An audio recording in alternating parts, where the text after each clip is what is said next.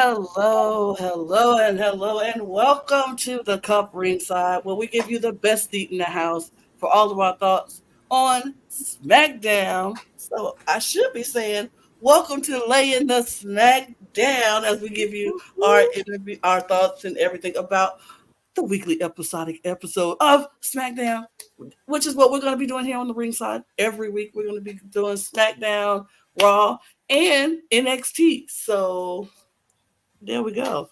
But hello, I am Lana. I am your resident evil diva, and I'm here to give the tea, spill the tea, drink the tea, and because I love me some tea, purr. And if you have some tea, you know what to do. Hit me up. I was drinking strawberry. I mean, not strawberry, so orange Sunkiss, but I drink it all because breaking the fourth wall. I had two other podcasts to do before this, so I drink it all. So there we go. But if I was drinking anything else, probably some tea or something, which I'm probably going to need at the end of the night because I'm talking so much, I'll be drinking out of my cup mug. And you can get your cup mug at lanagcreations.etsy.com. The link will be in the description below. We do ship in, domestically here in the U.S., in Canada, and in Mexico for sure. Internationally, we're working on it. We'll get you there. But get your cup mug or any of our cup merch. Check out the store. And there we go. Hello, everyone. I am the aforementioned international who can't get a cup mug right now, Lewis. I'm very excited to talk about the A show on the WWE banner, Smackdown. I said the A show, Wes and Brooke, if you're listening. That is until we cover NXT, and then that's going to become the A show because I'm going to be the one that's fronting that with. Okay.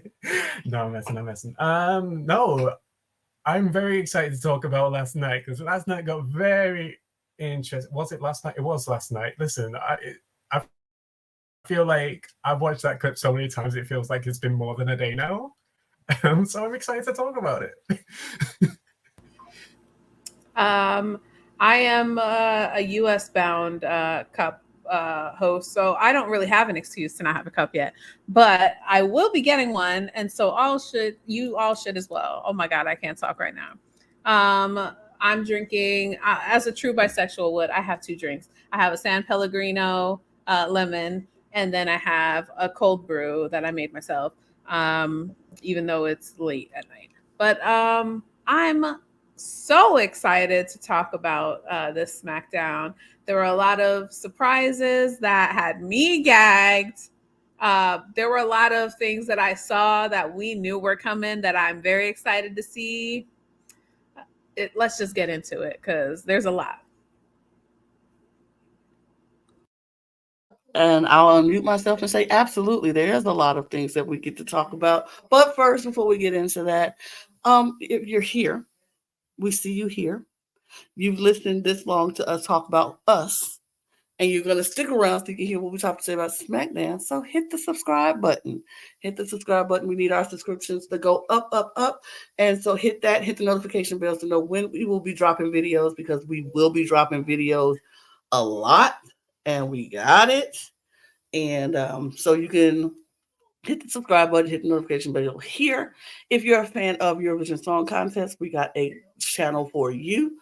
Go to Eurovision, the Cup ESC. You might see a familiar face on there from time to time. And you can go check out. And if you're a fan of reality television, go check out the Cup TV, where we talk about all things reality. We got Survivors, we got The Amazing Races, we got Project Runway Refilled, we got all kinds of stuff coming. We got the Real Housewives coming. We got some stuff going on that channel. So go check that out. Also, if you're a fan of drag or drag race of any kind, go to the Cup, our main channel at the Cup Pod, where you can also join our membership channel and get early access to things from all four channels and exclusive content from all four channels. So check all of that out. If you're a fan of Patreon instead of the YouTube channel, go join our Patreon. All those links will be in the description below, period. like I made sure to remember to put the banner up this time. Yeah. Woo, we did Mark it. points for me today. So there we have it. Those are all the business things. Let's get into SmackDown, y'all, because this was a show for me. I enjoyed it from beginning to end, but I'm sure someone here didn't enjoy the very beginning because they are our bona fide Cody hater. So Whoa. nobody wants, according to Amy, nobody wants to see Cody get pat on the back for winning for hours on end. So I don't. I feel like we heard this on Monday. Why do we need to hear it again on Friday? Um, Time is money. Let's go. Move along. Chop, chop. Get out of the way, Cody. We got people that need to talk. They could have given more time to the qualifying matches for the number one oh my contenders. god, the For the number one universe. contendership. Yes, Mhm. like they could have given each of those matches a couple minutes extra and just had him come out and like say 30 seconds of like I'm a fighting champ and I can't wait to see who I'm up against next. It was a lot longer than that, and I didn't need to hear 12 minutes of Cody Rhodes singing and the whoa. I don't need all of that. Get it out of my face. I'm done. Thank you. Sorry, this will be a weekly moment. You could just skip 30 seconds once I start talking about Cody if you don't want to hear that, because it's gonna keep happening. I don't like the Super Cenas. I'm not gonna like the Cody Rhodes reign. I'm just telling you right now. I can't believe I'm saying this. I agree with Amy. I do completely agree because it feels a bit overkill. Like, it feels very overkill. Like, again, you had your moment on Monday. A lot of what you're saying was pretty much recycled bullshit from Monday.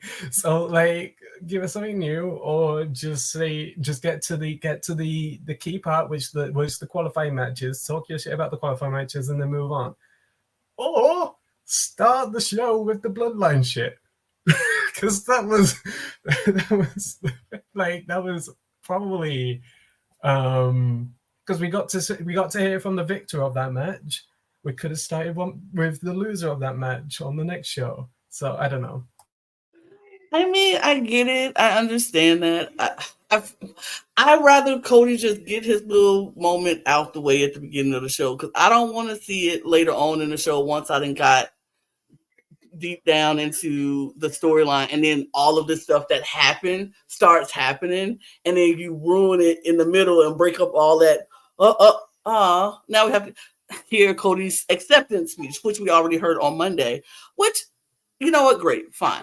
Because he is the SmackDown, the championship is going to be on the SmackDown brand, which is why he had to say what he needed to say here. But I'm like, and then I get why they had to say it on Monday because it was right after Mania and that was the big moment. So I get it. I understand it. I'm not a Cody hater. I don't think I'm just like, no, I don't like the man. You are got it. I'm not got it. It's just I feel like now we need, you know how they say once you celebrate tonight and then the next day you back to work? Like he's had the moment to celebrate on Raw. He had his moment to celebrate on Mania. Now it's time to focus and shift focus on back to work. Now you're the champion. Start being the champion. So I do think the contenders match should have started off, and he could have been at ringside maybe watching, and we got to cut him on commentary. But that's pretty much it. But I will say, Cody's promo wasn't that bad this time. It wasn't bad, and he actually made me chuckle a little bit by going back and reciting lines that Brandy Rhodes has said in AEW when she was like, "I don't know who told you this was open mic night, bitch," but and I was like, okay, I think he should have cute. taken his own advice. I mean, he said it was open mic night for him because he's the champion, so it's always open mic night for him. So I get it. I, Let's I, close I that mic a little bit, just a little I'm bit. not mad at the confidence. I'm not mad at Fair. the bravado because I wasn't mad at Roman with the bravado when he was champion. I'm not mad at any champion having that bravado. Like I'm the champ. I'm gonna say what I want to say, but because of the fact that I'm a bloodline girly, I'm kind of like, sure, Cody, great, have your bravado, but move on. And I also think Roman had a reason to have that bravado. He was champ for over 1,000 days. Like, absolutely, you can speak with the facts, the cold hard facts of how long that man held the title. You've had it for less than a week. You got a newborn baby of a championship reign, baby. Like your first baby. your first baby. You don't know what's happening. You're running on very little sleep. You don't know what the hell is up or down. So like, I'll give him a little bit of grace, but also like, I'm bored already. And I hate that so much because we're going to have it for a long time. They Mhm. love this man. And I don't know. I just don't see having that bravado when it's just been a year of him showing that he didn't have what it takes to win. And so, like, for him finally getting the win after so much of the back and forth of like a million people interjecting, to have bravado as champion, and it's like, please have several seats. It took you too much to get here. I would be a little humble if I were you. Right. We'll see how it goes. We'll see how it goes. I'm sorry, I'm just a hater. No, it's okay. It's okay. This is what I love. I love you being the hater, and myself is like, It's Listen, there interesting. are a lot of people that think like me too, so they could Yes. hear somebody that I feel your pain. When we see Cody and your stomach gets a little groggly, like I feel your pain.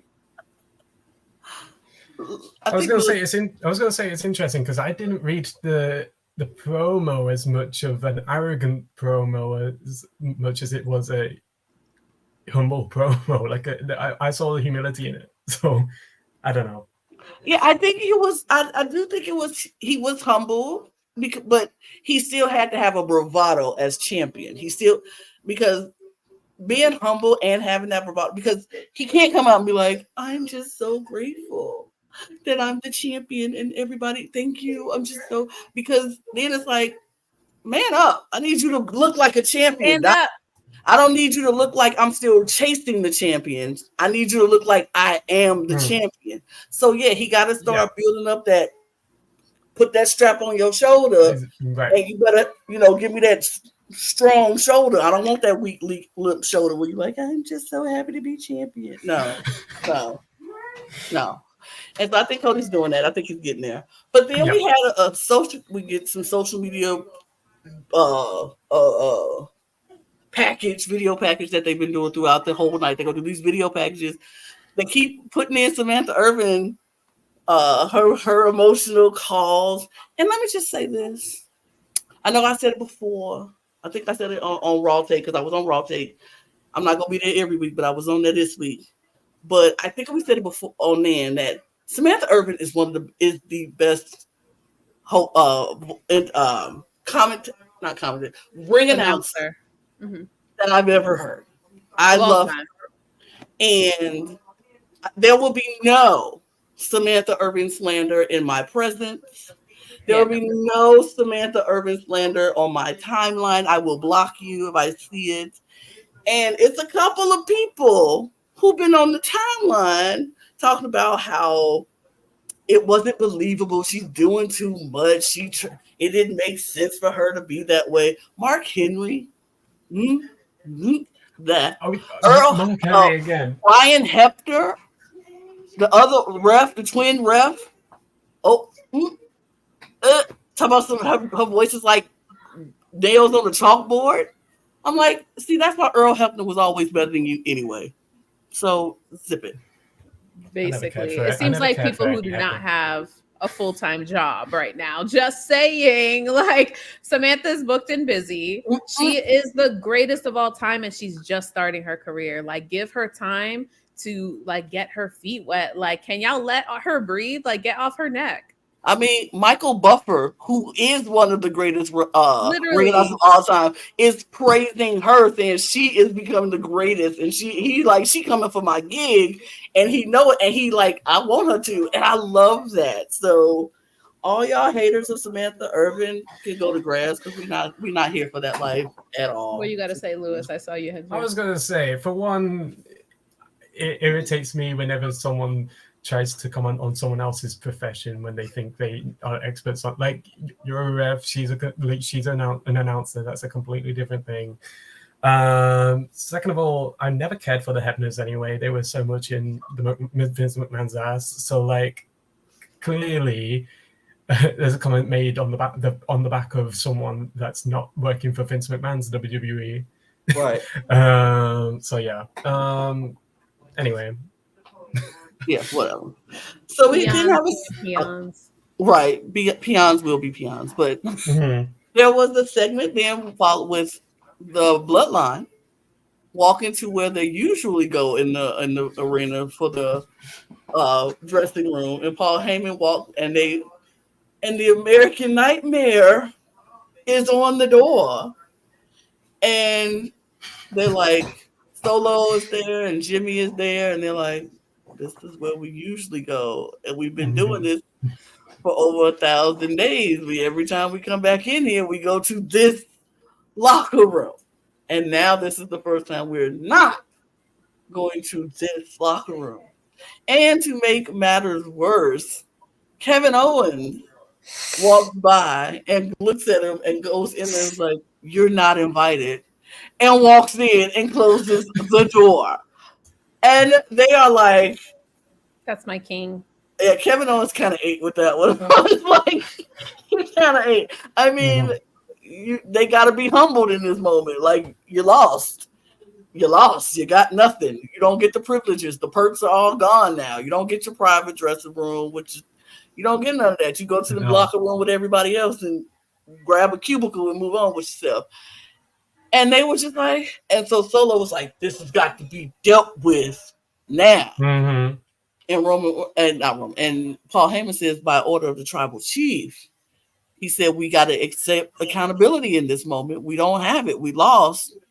And the only way to get it back is to get that title back. Right.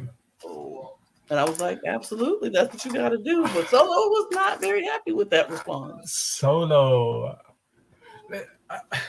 I've loved Solo throughout this entire Bloodline shit. Let me be very clear. But I don't think we've seen Solo as outspoken as he was last night. And that's what I loved. Like, we got to see a new layer of Solo's character. Yeah, I mean, Paul Heyman's always showing out. He's giving emotion. He's giving emotion in everything. But like, Solo was big mad, and you could see it. I mean, that just planted the seeds for something that comes on later on the show. But yeah, it definitely had me intrigued. It showed me that because I wasn't sure, like, where does the Bloodline go from Mania? Like, what do we do with the Bloodline now? Are we just gonna leave them off TV? Like, right, away, like disappear? Yeah, I definitely think this showed us a different side to Solo that I was looking for. I think he's super talented, obviously. Like, he's not bad to look at, let me tell you. I'd be staring. But on top of that, like, it's just nice to get a more fully fleshed out character. Do I particularly like the way that they're writing his storyline currently? I don't know yet. I don't think we've had enough time to really let it sink in what they're doing before I could really formulate a true opinion on it. In the moment, I feel like he's looking a little weak, which I don't think is the intention. I think more emotionally weak than physically weak. But we'll see how it goes. It's going to take a little time. I think this is the Solo that we are getting is what Solo was in NXT. Like, we got more Solo who did more talking, who was very much on the mic and had his, like, we're gonna get that Solo with that swag that he has that we just haven't seen because he's just been the enforcer. He's been the quiet, strong type. But when he was in NXT, he was great on the mic. He gave me very much Uso vibes on the mic. Right. And so I think we're going to get more of that Solo as the story progresses, which I'm very excited about because I really do enjoy Solo. I look forward to talking about what happens later once they're absolutely. Yeah, because Absolutely. I think we get a little more development later in the episode, Yep. and we'll get there. Absolutely. But then we get to our first match, which is the first number one contenders match because we're gonna number one contender for who's going to face Cody at Backlash in France, which I'm very excited about because we get a noon start time for me, and I'm excited about an afternoon start time. That means we can almost possibly react to it right after it's over, and then we still won't have to we'll be tired because it'll be in the middle of the day. So I I love love that. Oh, I I love love that for Eurovision. us. I was about to say Eurovision PLEs. I mean European PLEs. It's my favorite thing now. I'm like, please go overseas and give us some more. It'd be noon, 1 o'clock for most of us, and we can watch Yes, it I love by that. Yes. 4 or 5 o'clock. We're done. I'm like, We yes, forget. I'm very excited about it. So, but this match is between LA Knight, Bobby Lashley, and Santos Escobar. I don't know. I think Santos is a great wrestler. I think Bobby Lashley is a great wrestler. I think LA Knight is a good wrestler. Um, I just don't. I feel like this was just a match that they just threw together to come up with who would they go put together. And we knew when they put these three together who was going to win this match. It was very predictable. I never thought for a second LA Knight was not winning this match. I was like, LA Knight's going to win this match. Yeah.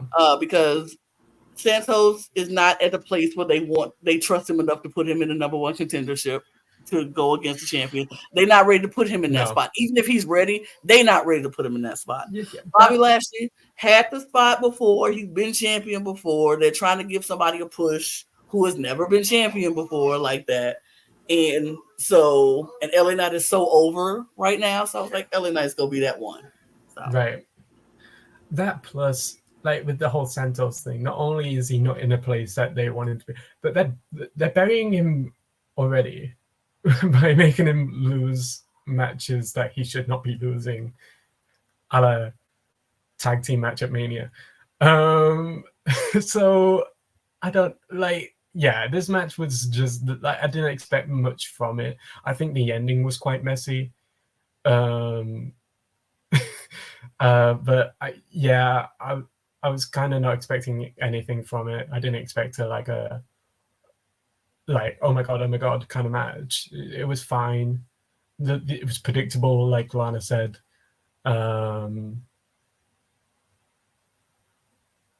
It felt very last minute. The whole vibe of, well, I'd say the whole vibe of both matches were very last minute, to be honest. Yeah. Yeah, I'm gonna basically echo what y'all said. The fact that they had Santos lose an inconsequential tag match during WrestleMania that could have helped strengthen his spot within the company. Like Ray doesn't need a win in order to be in the position he's in. Santos should have absolutely won that. The fact that he'd already lost that, it's almost baffling how they decided he then deserves a chance to a number one contendership. But go off, I guess. Bobby Lashley, I guess they won, but was the least impressive of the three members of that team that won. So it just seemed like a nothing salad to me. Nice gowns, beautiful gowns. Right. And LA Knight is just LA Knight. We're gonna get him shoved down our throats regardless. So I was gonna say, off the back of that, if we're going off of Mania, surely Andrade should have been in some sort of situation like this. If we're putting absolutely, it should have been Andrade and Montez. Like those were the two that stood out. I don't know. It was just like we just give us nothing, and we supposed to just take it and let's let LA Knight win. Sure, whatever.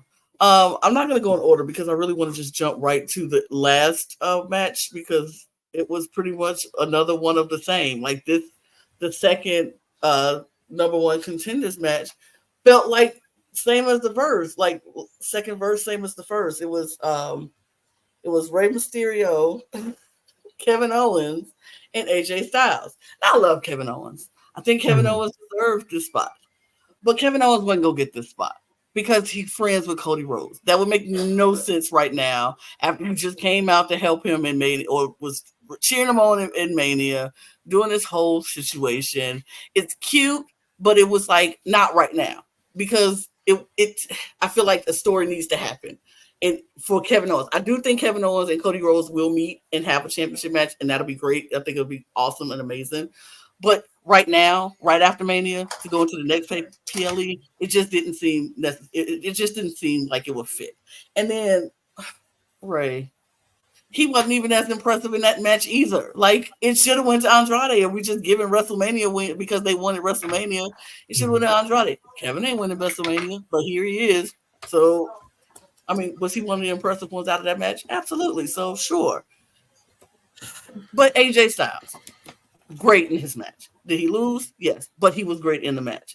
And once I saw who it was, I was like, okay, AJ finna win, so we can set up this WrestleMania rematch next week. I'm like, why? Out of all the matches we want to rematch, this is the one we choose? Okay. I mean, again, predictable, not only because of the LA Knight win earlier in the night, but also they had a promo from AJ going into this match. So I was kind of expecting it. I was going to argue maybe there was a world to not to rule Kevin out on the back of the fact that Bayley and Naomi's about to happen and they besties, but like granted, Bayley kind of wanted Naomi to have that match. So yeah, but no, it was very predictable that AJ was about to win that. Very samey.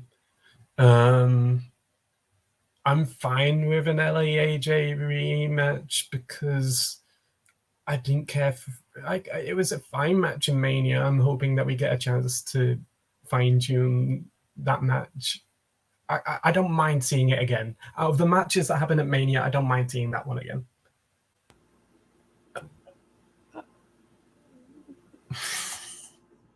Yeah. Y'all said it. This all could have been an email. All y'all had to do was say, hey, the top two for the number one contendership are AJ and LA Knight. You'll see it next week. It was filler. It was okay.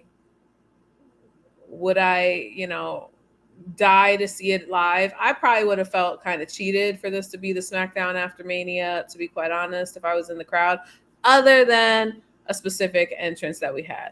Other than that, it didn't feel like a special event to me. And they keep talking about how this is like a new era. And like, yes, there are things that are happening that I think are setting up to be like different in the style of how they're running moving forward.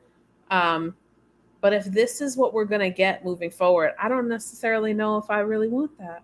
I guess we'll see as things progress how it goes. But this match particularly, I was just like, all right, y'all are trying to push Naomi and Bayley and they're friends and can be competitive. Owens has been killing himself for this company for years, and I think really deserves a fair shot at the title. I would hope that if they skip over Owens currently, it's because they have plans to do a bigger package with him moving forward, like a longer rivalry with Cody. That's more, I think Cody's obviously going to be a fighting champion. I would love to see him have a healthy rivalry with another like babyface that people can rally behind the two and be like, oh my God, I don't want to have to choose. I know who I'm choosing, but it will make it hard for like a lot of other people to have to choose between the two. The fact that I'm more worried about who the next person Cody's going to feud with against just kind of shows what is my thought process right now. Is kind of like, okay, let's just get past Backlash and move on. Absolutely, because we already know that he ain't losing his belt at Backlash. So it's like whoever he faced, AJ Styles, he's not losing the belt because he's gonna be AJ Styles. Because I feel like to go into Backlash with two baby faces is kind of weird to do right now. Even though LA Knight is over. I was going to say also Cody has been quoted on saying he wants that match at some point. I think absolutely. Yeah, so his first defense against AJ, the one he would ask him for, makes sense. Honestly, as an original Bullet Club baddie, like I'm very excited to see the two go against each other if that's what ends up happening, because we know they're going to give us a great match. I'm not mad at it whatsoever. Is it predictable? Absolutely, though. So we'll see how things go, I guess. Yeah, it's gonna be interesting, but like you said, it's gonna be a good match regardless of what happens. They're gonna give us a good show. But we know Cody ain't losing the Backlash. That'd be like, what's the point of giving him the belt? You go drop it at the next PLE. That's ridiculous. I mean, we can hope, but I mean, sure. Don't I'm never give sorry. up hope. So Never give up shady. hope. I'm never gonna give up hope. Absolutely. We do have a match that happened that was very much a smash and grab match between Braun Breaker and Cameron Grimes.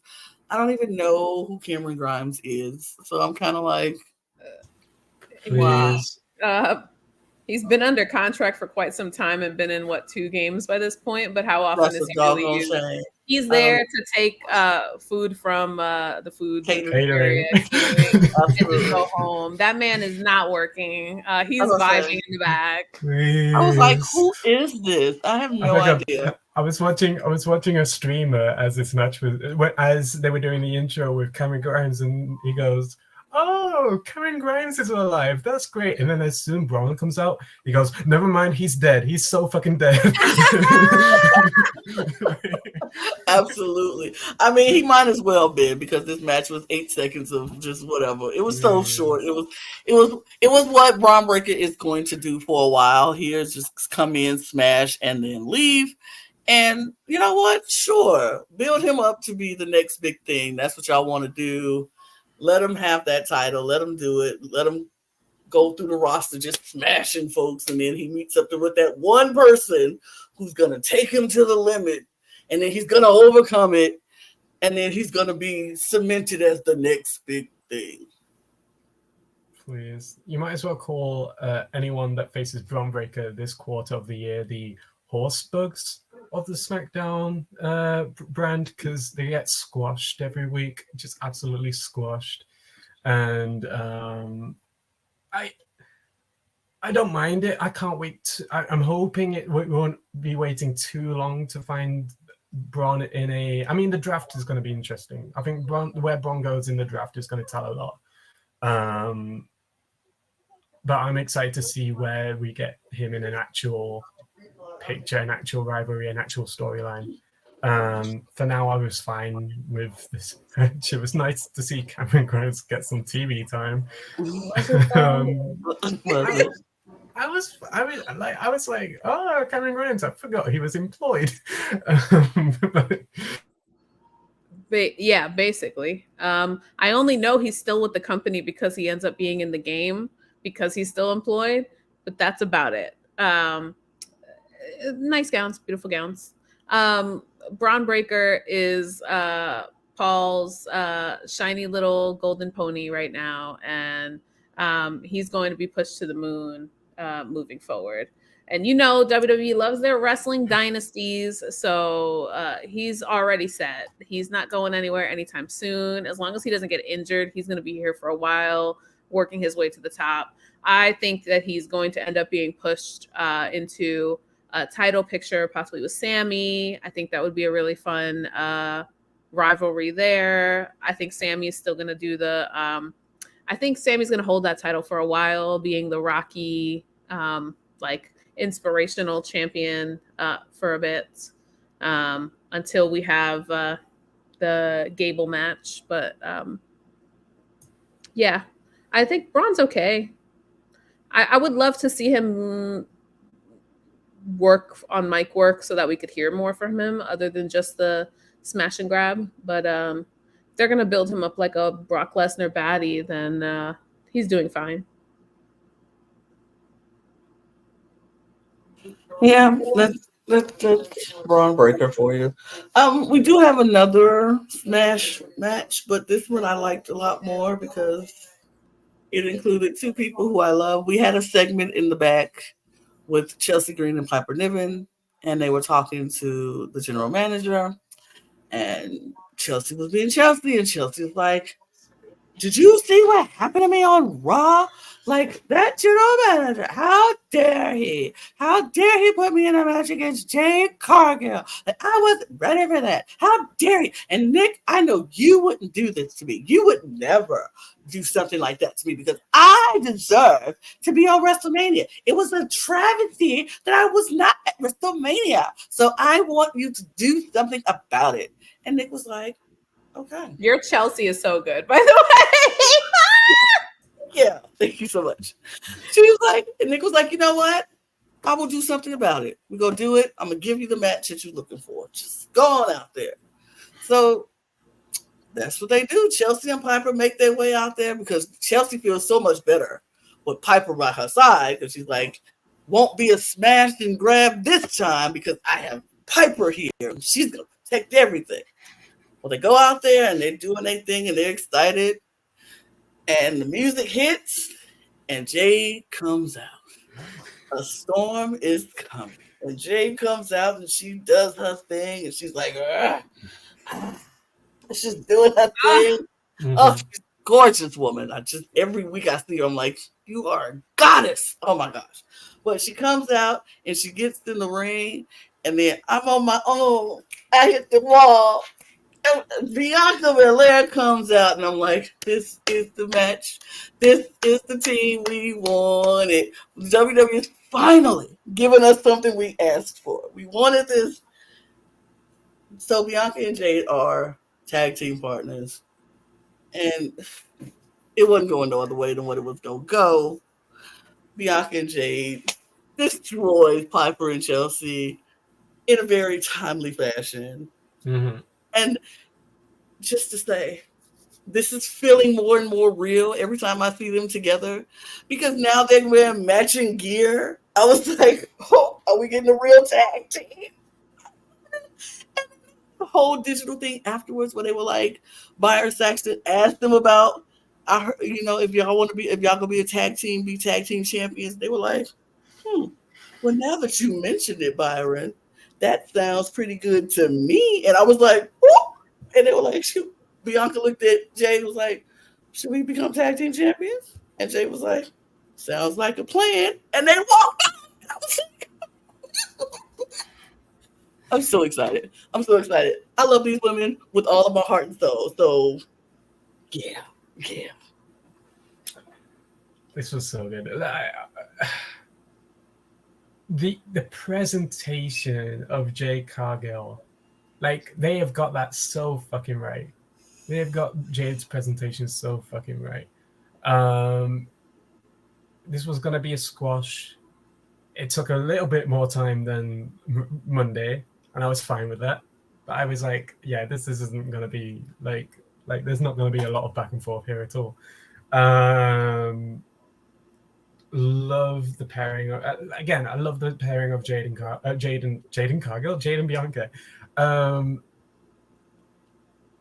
I am excited to see where it goes.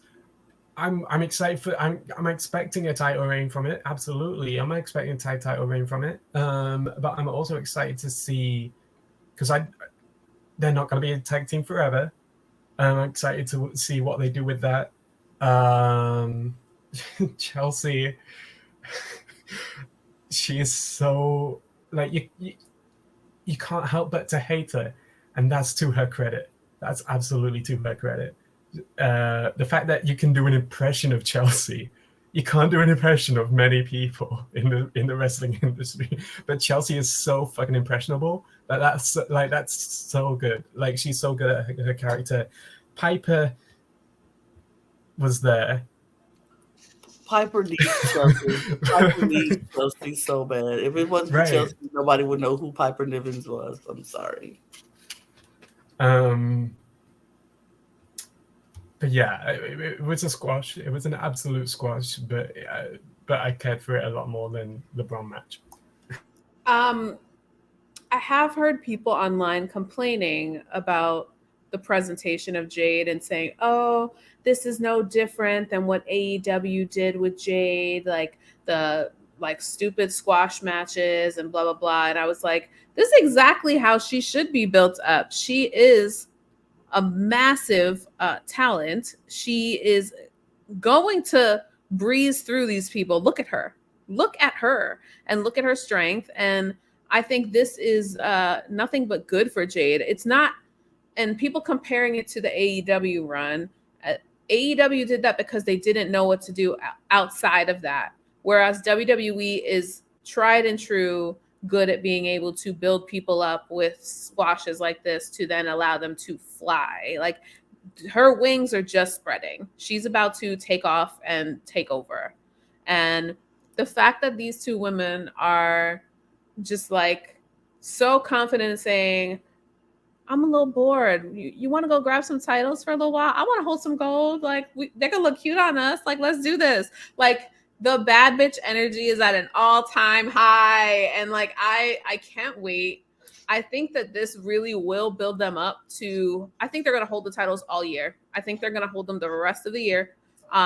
I think they end up building to something where they lose them right before WrestleMania and we see Bianca versus Jade at WrestleMania. And I'm going to gag so fucking hard to see them when they finally do like wrestle against each other. But I think this year will be spent with them building up a time of like a rapport together and learning each other in a different way so that when it does come time for them to go against each other, there's a story there, a built up story there of like, oh, they've been by each other's side this whole time, but they know each other better than anyone. And it's going to be just, it's going to be insanely good to see them eventually have to butt heads like that. Like, I can't wait. And I can wait. I look forward to seeing everything they bring us for the rest of the year. They're about to just go crazy on this whole division. And like, I, for one, am more excited about it than I can ever express.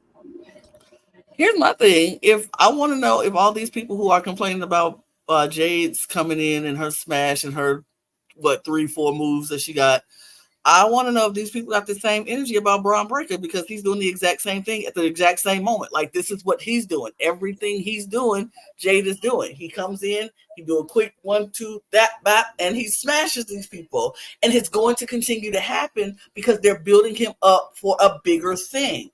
That's what they do in WWE. They build you up for a bigger thing, and that's what's happening with Jade. I don't mind the smash and grab. I don't think it's going to be that smash and grab once they get the titles, because it's a whole nother level, or even during their chase to get the titles. It's not going to always be a smash match for them.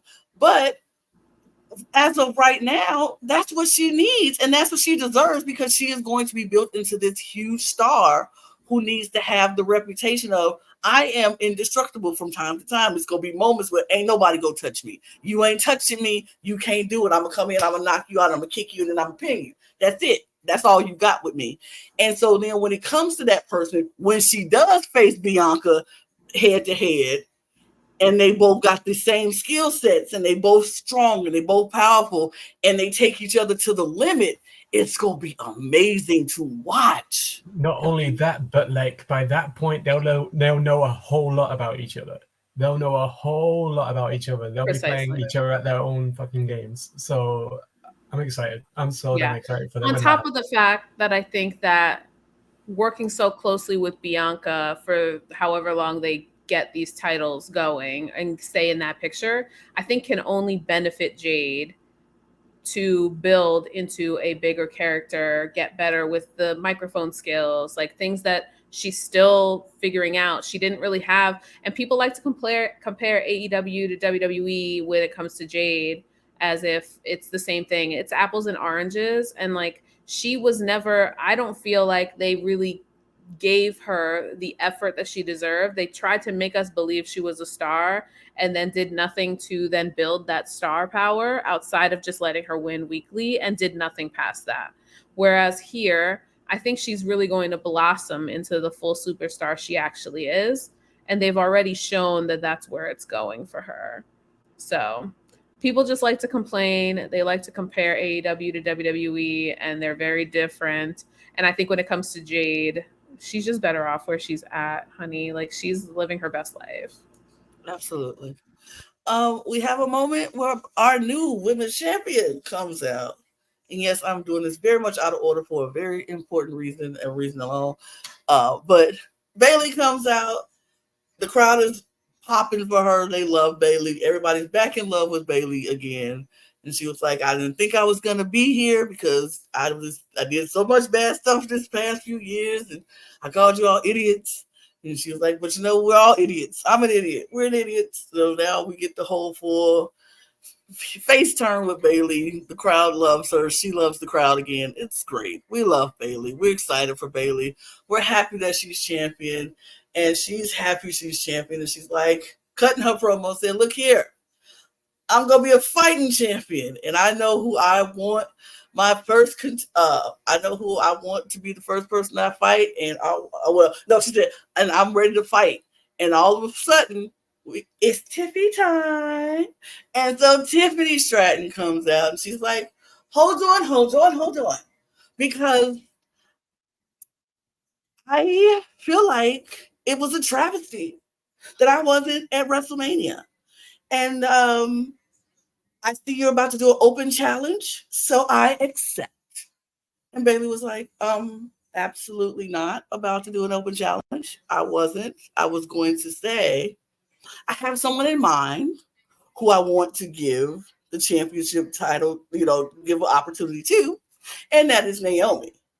And Tiffany's like, Naomi? She wouldn't know a champion if it glowed. She wouldn't know what to do with a champion. I'm like, baby, she had a glowing championship twice before you were even around, before you were sprinkling your daddy's juice. But you better ask somebody. Needs you to figure out and act like do some homework, because she only had the championship twice before. But that's okay, whatever. Tiffany, you don't remember, you don't know. That's fine. But then, of course, now the timing of this was insane, because Naomi just sat back and watched something very traumatic happen, which we're going to talk about, to her husband. And so now she has to go out and cut this promo. And Tiffany is trying to come at her neck, talking about she don't know what to do with a championship if it was glowing in front of her face. And so Naomi walks down that ramp with a purpose. She came out there and she took off her coat, and the crowd was like, uh-oh. She was like, little girl, you tried me on the wrong day. You tried me, little girl. So now, Bailey, I appreciate what you was about to do, but I'm not going to accept that right now, because I need to get Miss Clueless over here in check tonight. And I was like, work, Naomi, work, Naomi. And yeah, I was here for it. I was here for Naomi. And she was like, and Tiffany Stratton, your outfit was cute though, because the nod to Clueless, I was here for it. She's look here. I am always impressed by Tiffany Stratton. I have been impressed by Tiffany Stratton, even in NXT. I like her. I don't know. I'm not sold yet on Tiffany. Like, personality-wise, it's just not hitting for me. She's an amazing wrestler. Don't get me wrong. Like, she is so incredibly talented in the ring, and I understand why they want to push her to the moon. I wish they would give this girl some more promo classes and whatnot, because it's just not resonating for me. Like, her personality is not shining through the way I feel like it could. She kind of falls flat for me. I don't know. It could just be a personal preference thing, but like she might grow on me. I don't know. We'll see. Honestly, I don't feel like this Tiffy time that we're getting is Tiffany Stratton. I feel like this is the product that was placed on her, and she went to default. Like, my default is to be the valley girl and talk about how beautiful I am and stunning I am. I think Tiffany Stratton as the wrestler is way better than the product that they're trying to put. And so I feel like if she just leaned into, I'm not trying to do no gimmick. I ain't trying to do Tiffy time. I'm not trying to do all that. I'm just here to wrestle and beat folks down, because everybody is already thinking, because I'm blonde, because I got boobs, and because I'm pretty, I'm going to fall into that category of being the pretty girl. We got enough of them. We got enough of the pretty girls. We got enough of that. I'd rather see Carmella will be back soon. Like, come on now. She can come back and she'll be the most beautiful, we'll accept that. But I feel like, I think Carmella needs that gimmick because she's a great wrestler, but she's not the powerhouse wrestler that Tiffany Stratton can be. You know what I mean? Tiffany Stratton could be a really powerhouse, strong wrestler. I just want her to lean into that instead of the Tiffany time. But the fans seem to love it right now, so I don't know. I feel like Tiffany's character had a lot more dimension to it when she was in NXT. And ever since she transitioned to the main roster, her character kind of... It felt like it changed. It felt like it became a lot less dimensional. But again, yes, incredible wrestler. And I feel like that's what I meant. Dimensional. Yeah. Yes. You're so right, Liz. I feel like they need to work on that part of it, but absolutely she's an incredible wrestler. I can see why from that aspect she's being pushed the way she is. Again, love the nod to Clueless. I loved Naomi's jab and like the play on the Clueless thing when she made that jab at her. I mean, this led to a match that was fine. I felt like, and I mentioned it when we were doing the WrestleMania predictions. I felt like Naomi's return kind of like, I felt like she returned to push Tiffany, and I understand why they were pushing Tiffany. I felt like I wanted that to be on someone else's fault than on someone Naomi's. else's dime. Yeah. Yeah, exactly. But I'm glad Naomi got the W this time around. Yeah. Yeah, I think it would be really difficult for them to build a story where Naomi and Bayley don't like each other. Like, it's quite obvious that they are very good friends. So building it in a way where it is like Bayley is the baby face without having to have her hair in a side pony. Like, I love this for her. She's loved by the fans, and they're never going to get them to turn on Naomi in order to make that happen. So having it built in the way that it's like just powerful competition, being a fighting champion. Like, I see Bayley's probably going to be holding this title for a while. Next WrestleMania, Bayley will still be holding this championship and we'll be defending it. And I look forward to seeing what happens. Knowing our luck, Charlotte's going to come back from being injured and she's going to try to be fighting Bayley at WrestleMania. I'm calling it right now. Charlotte will be back next year and will come in the last fucking 11th hour and suddenly be the person who's going against Bayley for the title, even though we have other people within the women's unit that are definitely going to be deserving. I know, but I'm just calling it now. I'm stealing the power of Westradamus here, and I'm going to call it and say we're going to get Charlotte versus Bayley at WrestleMania next year. Oh no, I can't. Like, oh no. I mean, I really shouldn't put it in the universe, but really, like, you put it in the atmosphere, but it's there now. But I mean, I can see it happening. I can see Charlotte be like, "Oh, I'm back and I'm the back queen. and I want my championship." Like, girl, and like, Jesus Christ, it would drive me insane. But the Nepo baby of it all, you know. It's insane, but we'll see.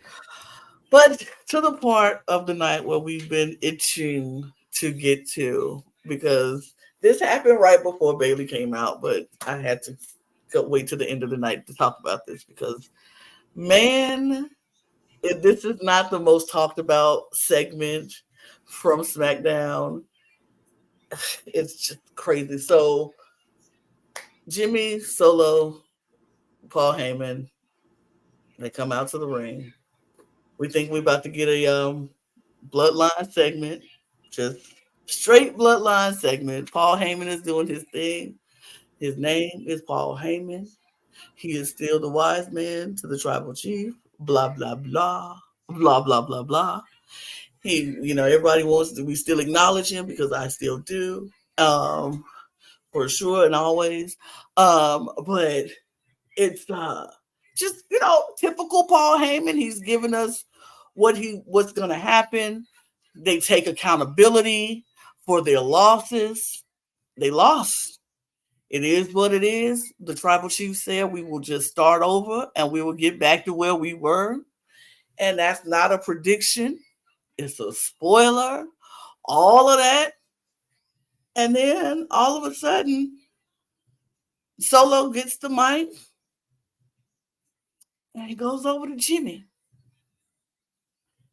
He's like, we are taking accountability for the losses. And I love you. And Jimmy is like, I love you too, bro. He's like, we brothers.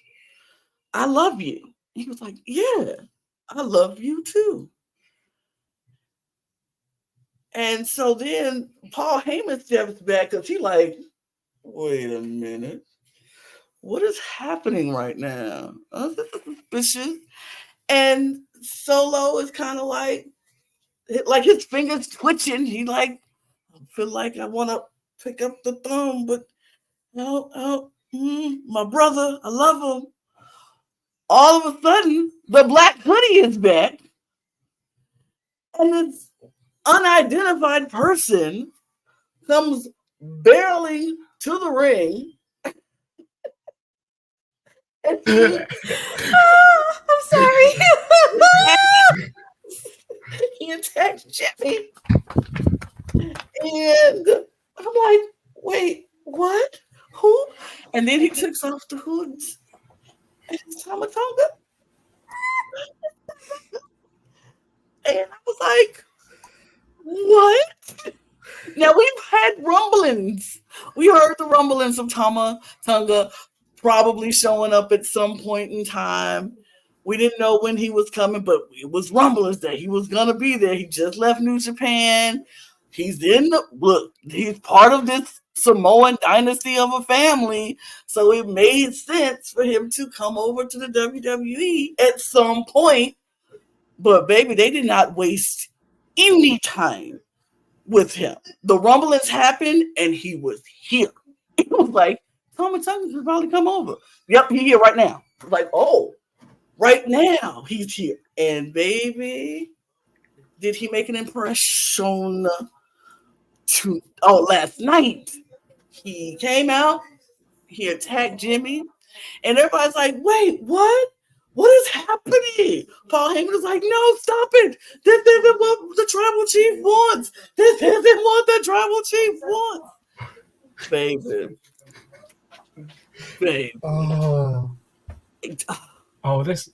This was so good. I was very excited when I heard that he had signed. I didn't want to believe it because that she'd take it with pinch of salt kind of shit. But like, I think out of the worlds where I saw him in the WWE, I was like, where do we put Tama Tonga in the WWE? Do we put him back in this program with the OC, the Luke Gallows, the Carl Anderson of it, or do we do that? Like, or do we put him in this bloodline shit? Because I was like, yes, there's a connection there. Because his dad had teamed with his dad's Haku. So they're not related, but they were familiar. Like they're familiar. Like besties, cousin. What up, cousin? Like absolutely. I don't want to play into rumors again because it's not confirmed. But there's someone else who's rumored to have signed with the WWE that had teamed with Haku prolifically, whose dad had teamed with Haku. My bad. So I'm just gonna say it. So there's rumors that Jacob Fatu has signed with the WWE. Jacob Fatu's dad and Tama Tonga's dad had teamed as the Islanders. So I see a world where Jacob Fatu is brought into the mix in this whole thing. I'm going to say I loved the way that we thought that Solo was about to attack Heyman and then turns his attention to Jimmy. That was perfect. And then the way that Heyman wanted to get on the phone and tell Roman, help. But no, Solo took the phone off of him, threw it on the ground and stomped the shit out of him. This was so good. Like, just when I thought the Bloodline story was over, no, there's another chapter. There's another chapter. At this point, the Bloodline story is much more interesting than Cody's. So, wake it up, Lewis. Wake it up. I mean, but it's always been. That is the whole purpose. It's always been. But Cody was writing a book. The Bloodline are writing a whole fucking Bible at this point. Like, I'm excited. And then just when we thought we got enough, we got a fucking cherry on top with the next segment. Like after the commercial, where Kayla was waiting outside the locker room door, and then Paul comes out. And then Solo goes up to Paul and says, by order of the tribal chief. It was Tonga said it. Oh, Tonga said it. My bad. Listen. But, oh my God. What does that mean? Because clearly... Like, I'm did Roman right now? I don't think Roman said it. I think Thomas said it, and he's about to run shit. And, like, I'm hoping that this is where things are going. What are you thinking, Lana? Okay, here's where I think it's going. And this is, call me crazy, but this is why I think it's happening. Solo is not running it. Tama is not running it. But the final boss is the tribal chief of this. Oh, no, you know what? Happening. You're right, Bestie. I believe what is about to happen, Jimmy and Jay are going to get back together with Roman. By War Games, we having a whole bloodline situation happening where the two sides are going to come together and just boom. I swear to Jesus, because honestly, it is more people out there, more Samoan Dynasty family members who are getting signed secretly. Donovan in the room talking about some Jacob Fatu. Lewis has said that already. Yes, Jacob Fatu. And I think it's a couple of more who are out there who can join this party and make this so interesting. But I think by War Games, this is all going to come to a head. Roman will be back. The Rock will be back. They will do these things. They will gather their troops. We will have War Games, and that's just going to set us up for Rock and Roman at WrestleMania. No belts on the line. This is about Tribal Chief, who is the actual head of the table, because the Rock is running stuff behind the scenes, Roman running stuff behind the scenes. It got to come. It got to clash. That's my thought, and I can't wait to see it. Like you said, Lewis, everybody out here writing books.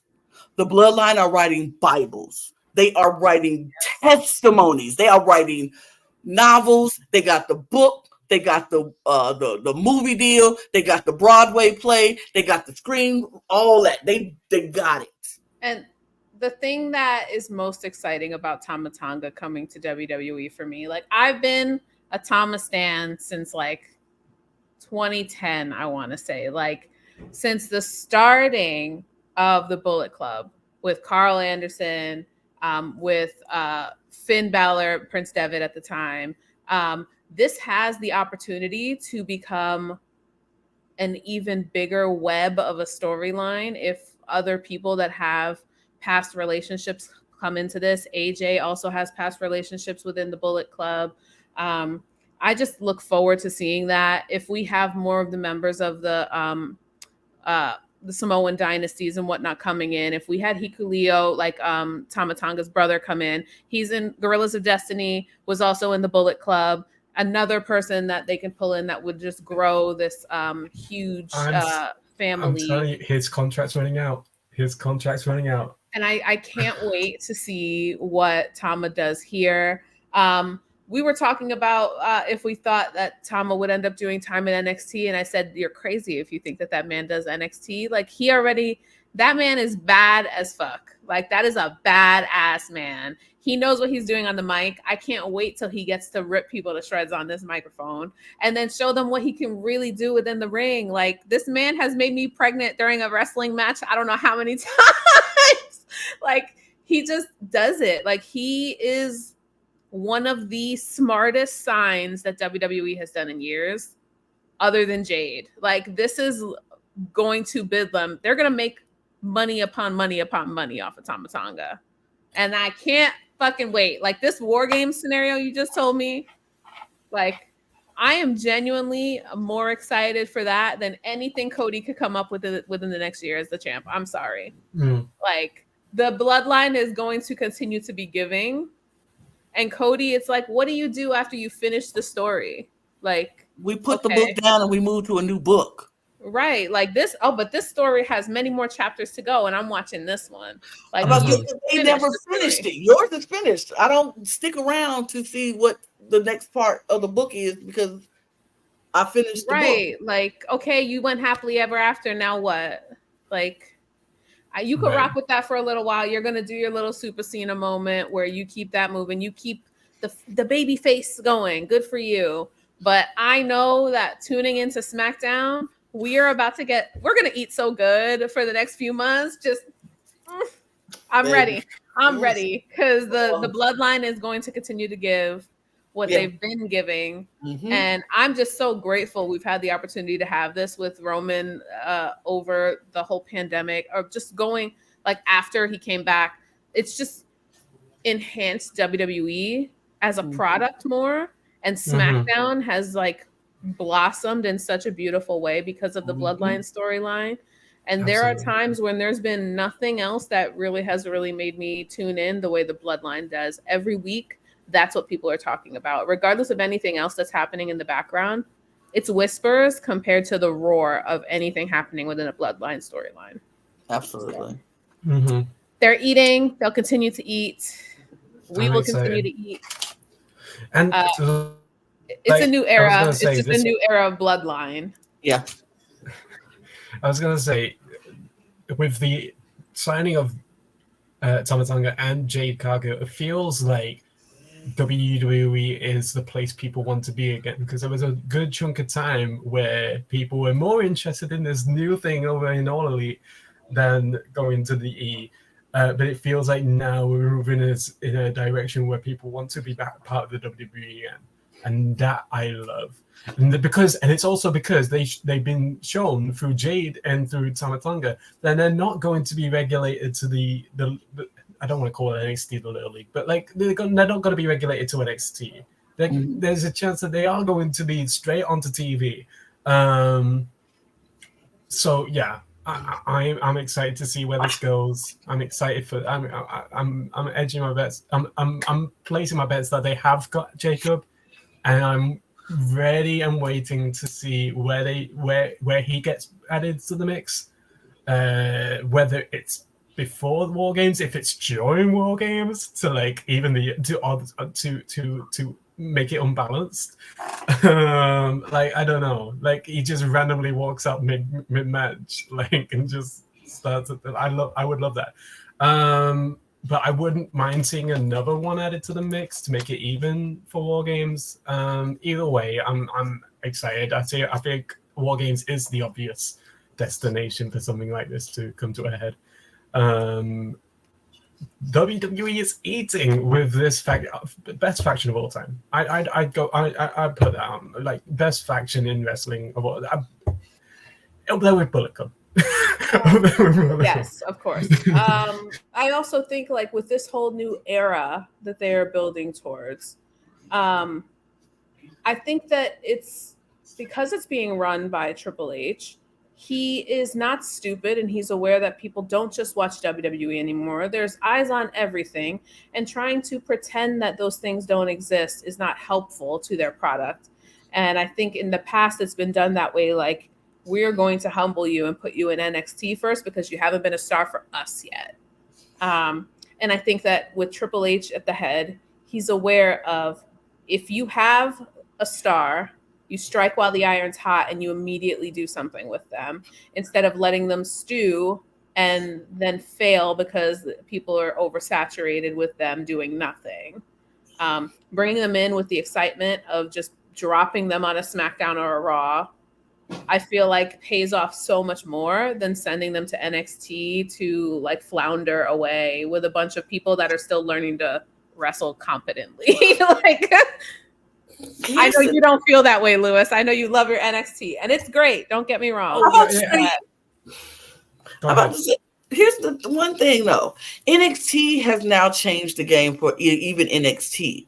NXT is not the place that you just go and you're floundering now, because people are saying because they want them on TV. They are on TV. NXT is on TV, and so they give them they are on television. They do get to come out and do what they do on TV, and the product is even better because even the NXT people, the people who are on TV for NXT are the people who they feel are ready to go up into the next stratosphere. Like these are the people, they're not sending their newbies who are just still trying to figure out the performance center. They still at the performance center doing their thing. If you're on NXT, you're done and ready to go to the main roster. They just want to season you and get you ready for what a TV crowd is like, and how to get the little stuff about TV, like the camera and the angles, and make sure you know when the break is happening, and da da da. They just showing you the ropes of TV. Going to NXT isn't how it used to be when NXT was just very much performance center. Yeah. So I think it's not, but when you do have an established person like these people who've been in New Japan, these people who have been in in these things, and they're stars, arenas, yeah. When you have them, it's like, you need to bring them straight to the roster. You have to bring them straight to. If they're a star where they are, and the crowd is already behind them, then yes. But if you find somebody where they still trying to figure out some stuff and they flounder a little bit where they are, then yes, send them to NXT so they can get the crowd support. Because honestly, the crowd support starts at NXT for a lot of people. And if they get branded really good at NXT, then people will start getting they stuff start getting on social media. They what they do in the ring gets on social media. They get like Trick Williams, and you get the whole Trick Williams treatment. And it's like, I can't wait till he come up because he's so good now. Like, I can't wait for Trick to come up. I think it's gonna happen like later on in the year or maybe next year, because he needs to be the champion in NXT. Carmelo is on his way up. That's why this is happening, which I can't wait to see too. Oh, I think we get him in the draft. Honestly. Oh, we get him in the draft for sure. We get Carmelo, because they got to finish this whole cage fight situation they got going on. But once Trick beat him again, Carmelo go off into the night and come up in the draft, I think. Lewis, you were about to say? I was going to say, I wouldn't be surprised if Trick comes up in the draft coming up. Like, I know he hasn't had his title, but I think if we're bringing in Carmelo, there's no reason not to let that situation brew even further in the main roster. I don't know. I think it'll be too much. I think people get tired of it. Continue that. I think you give them, give them the space to bloom like separately. Right. Maybe. I wouldn't be surprised. The way I look at it is the whole Chaos Sami Zayn situation when that happened back in the NXT back in the heyday. So it didn't feel like it took too long for one to follow the other into the main roster. I can't remember who went up first. Yeah. So yeah. I think they learned when signing AJ Styles that they have the ability to take a already established star and just allow them the space to be that star. And I think that's signing specifically helped them learn a lot about how to handle people that were already big outside of the company. I think they handled AJ really well. Obviously, look at his tenure. Like, he's insanely loved in the WWE. So I hope that continues with the ability for them to pull over people that are willing to play ball over here. It's been fun. Absolutely. When we finish talking about the SmackDown, I want to talk about one piece of tea outside of SmackDown that's WWE related. But we can. Go ahead. We're done with SmackDown. Okay, so I don't know if y'all saw this, but there's this is also reality TV related, so it's a little bit of a mix of the two. but a very specific Big Brother winner had whispered in like a subscriber only chat that they had been reached out to by WWE to possibly be recruited. Lana, do you want to take a guess at who was reached out to by WWE? A winner? A winner. A recent winner or a recent winner, baby? Y'all not talking about Taylor Hale, baby. I was to say my queen Taylor Hale has been reached out. WWE reached out to Taylor Hale about possibly recruiting her. Did not say whether it was in the space of wrestling or ring announcing, backstage interviewing.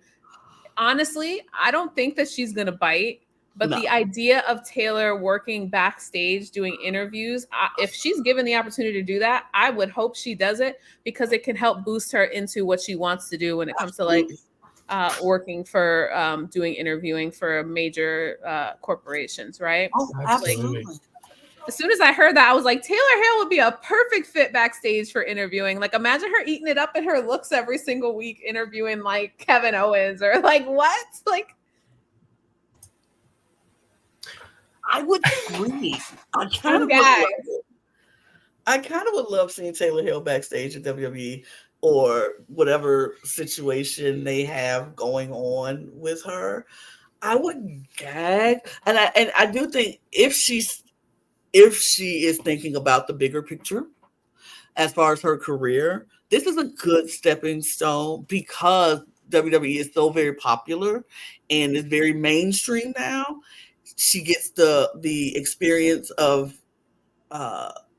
interviewing people on a regular basis, and even with crazy storylines happening, you have to act like this is the most normal thing ever.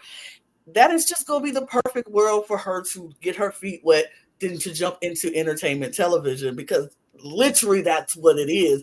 And ET and ESPN and all of these people cover WWE stuff, events. You got people who are jumping from WWE into movies, into Hollywood, and it's just giving you that same ESPN door. And all of that. Yeah. Like, how about ESPN? You got all kind of stuff. And then you got connections with The Rock, who is on Entertainment Tonight on a regular basis. John Cena on Entertainment Tonight on a regular basis. So it's like, this is what you want, and this could help you get the presence you need, the experience you need, and then the connections you need. Because I'm sure if Triple H wanted to call Entertainment Tonight and say this person would be a good fit for you as a host, they will listen. And I feel like WWE is moving into a world now where they will allow people to be a lot more flexible than they would have been prior to Paul Levesque of it all. So if she was in the WWE, I'm sure that if there was an opportunity that came up for her, there'd be a chance for her to do them both. Yeah, it was yesterday at 7:30 p.m. She tweeted in her broadcast channel on Instagram, "Is WWE low-key a cult? And why do I have people in my DMs trying to recruit me in?" ? You can't reply in here. I definitely would have said something, but like, I was in her DM. I will be tweeting Taylor Hale to try to push her to work for WWE. But also, she might find that she'll start working at WWE and it no longer is just a stepping stone. She might find that, oh, okay, I actually want to stay here a bit. And I don't see Taylor wrestling, but I could definitely see her in some sort of backstage role. But also, it will bring in another, like a new cross, like an audience. It will bring a new audience into WWE that I think it will be great for the brand. Like, I mean, they've already had people in the Big Brother world working in wrestling, so like people like Mr. Spectacular and Austin and whatnot. But like, I think this will bring in an audience that I mean, no one really cares for Austin and Mr. Spectacular, let's be honest. Right. Taylor is like the people's princess. Like, Taylor is everything. She's the the new queen. I'm sorry, I don't care. Like people are all the time, oh Janelle, and all these other people. Say what you want. It's Taylor Hale every day, all day. She's blessed and highly favored. She is the it girl. I think this cross section of audience is the one that WWE wants. So I agree. And that's why they probably reached out, because they clearly know of her if they're reaching out to her. So I just think it's a good idea. I think she needs to really look into it and realize how big WWE is. I think she's looking at it through wrestling. These are professional wrestlers. It's just, this stuff is scripted. This isn't real. Da da da. She needs to look at it through bigger pictures. Like, this isn't AEW asking you to come and be a backstage correspondent for them. This isn't the indie circuit asking you to be a correspondent for them. This is WWE. This is the show. This is the show with the biggest stage anywhere they go. And they're about to go global. They're going the biggest web of connection you could be putting yourself into. Absolutely. She should really realize that it's not a cult. It's a career opportunity. Right. And look at it in that eye, in those perspectives, she might be looking more. She might be hitting her DMs back, like, let me see what this is all about. Because they've also recently reached out to Survivor Australia player Jaden from the most recent season, Titans versus Rebels. Mm-hmm. He is a tree trunk of a Samoan man, like just the most beautiful thing I've ever seen in my life. He had a tryout recently when they were in Australia. I don't know how it went, but like it's promising to see them reach out to other areas of reality TV where they see people that have the promise of bringing something different to WWE, bringing something fresh. So yeah, when I saw that, I was like, Taylor, WWE. I was like, hold on, I gotta talk to Lana about this like immediately. This is crazy. So this is a new era, though. This is the new era that we're talking about, and it's showing itself in every aspect of the WWE, in the backstage, in the graphic departments, in the in the way that they present in their packaging. It's showing itself, and they're going to continue. We're going to continue to roll out stuff throughout this year. And then they go on to Netflix, so we gonna get very much grown wrestling in a few. Like, it's just stuff that's gonna happen that we're not used to happening on wrestling, and it's exciting. So I can't wait. I'm excited. Taylor, if you're watching, you should check that out for real. Like, for sure. Yes, we're looking out for you. Like, get your money, get the bag. Get your bag, baby. They got a lot of point to offer. You're literally about to become a brand in 5 seconds as soon as you get on TV on WWE. Like, literally, she could do a year in WWE and like set herself up to be successful the rest of her life with social media and whatnot after that. Absolutely. Like, and just build up your following more in that way. Not that she needs help with that, but like legitimately, like it can't hurt. It's only gonna build you up further and raise you up. Like, I can say so much though. Love Taylor. You'll be around some fine men for your whole career. I'm just like, oh my God, Taylor will find herself a husband so fast. Like, what? Living my dream. Look, not that that's your goal, but I'm just saying. Not, but like, I'm just saying. Maybe it's a possibility. Maybe it's a truth. But you're gonna have some good times. You have fun. You'll have fun. You'll be on the road a lot, but you'll have a good time doing it. But yep, that's it, y'all. We talked way longer than I thought we were going to talk about SmackDown, but it was worth it because it was really good. But that's all we have for you. We will be back next week, same time, same panel, maybe. I know me and Amy gonna be here. Yes. Lewis, we don't know. I'm so excited. This was our first episode of Laying the Smackdown, and I think we ate this up. I look forward to talking to y'all every week and complaining about Cody to all of you. Truly. I'm saying Saturdays look much better on the cup than Tuesdays. That's all I'll say. Oh, no. This blue brand is kind of cute. It is kind of cute. I don't know. I mean, I was over on the raw. I was on that red brand for a little bit. You know, I had to step in. I didn't feel so comfortable. It was alright. It was alright.